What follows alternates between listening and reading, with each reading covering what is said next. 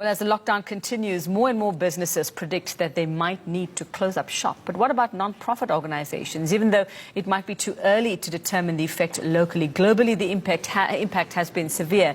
Now, the International Labour Organization predicts that COVID-19 could cause 195 million job losses worldwide. Let's unpack the impact on NPOs with Dr. Armand Bam, is Head of Social Impact at the University of Stellenbosch Business School. Dr. Bam, good morning and thanks so much for your time. So we've got about 220,000 registered NPOs here in South Africa. And before we go to how they should cope, very quickly, let's just remind people of just what their importance is, in addition to what we see government doing for communities, what the importance is of NPOs in our communities.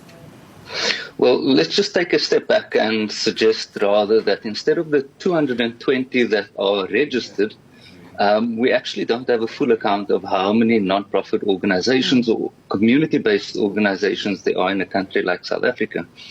And from there, if we look at the nature of these organizations, they are inherently mission-driven. These are organizations that have at their heart and at the core a social objective and the upliftment of society. So the value in terms of a country like South Africa, I think, is immeasurable. These are organizations that are able to get where businesses and government really can't reach. They're really agile, they're flexible, they're in our communities, and they're really at the coalface of this pandemic itself. And as we head to 21 days, being over 21 days of this lockdown, the completion of that and 2 more weeks to go, many of them might be wondering whether they will be able to continue. Let's talk about what are the things that should be top of mind, what they should be prioritizing in order to sustain themselves, maybe not at full capacity as they were before this pandemic, but going forward so that they don't die out completely. Yeah, I think the most important thing is actually not to panic. And there, one needs to take a step back. And as an organization, a non-profit organization, and the leaders within that organization, I think there are a couple of things that one can do to mitigate the impact. Initially, I think it's to communicate with clarity. And that's to get back to your donors, your funders, your board members, and just remind them of what your cause is actually about. There's quite a bit of noise around COVID in the media and what's happening. And so it could be a welcome break from that type of news, just to take people back and reconnect them with what it is that you are doing. Then I think the second thing to do is to actually reevaluate your operations and the budget that you have.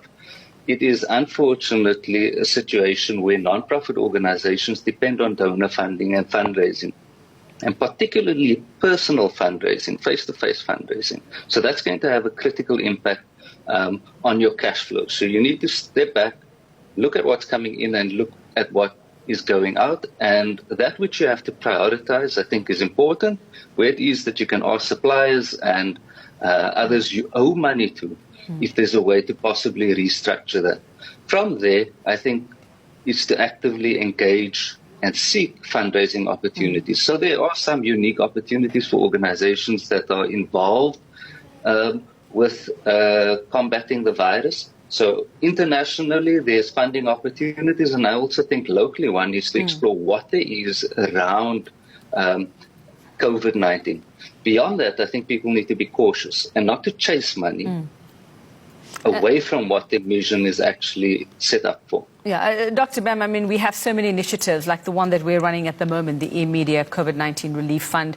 And, you know, there are various beneficiaries there as well. And we're not the only fund at the moment, the fundraising campaign. There are a couple of other major ones going on at the moment. So how might these NPOs tap into that if they're able to?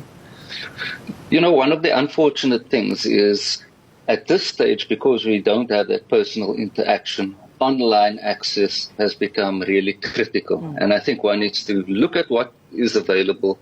And websites have become the primary tool for communication.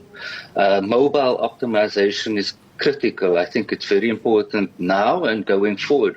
We really need to explore how it is that we can exploit that aspect of technology. And then the notion of collaborating for impact, I think we mustn't lose sight of. In and amongst all of this turmoil, there's opportunities that present itself. So reaching out to, I think in the case where I'm working now, a tertiary institution, lots of people are directing their focus and research around the impact of COVID-19. So there's an opportunity to tap into that as a revenue stream in some way and be creative about it. Okay, so it certainly could be a time for reinvention and not extinction. Thanks very much for that, Dr. Armand Bam, just telling us how NPOs can survive this very tumultuous time around the world. It's bound to have some impact. And I suppose that is it for us here.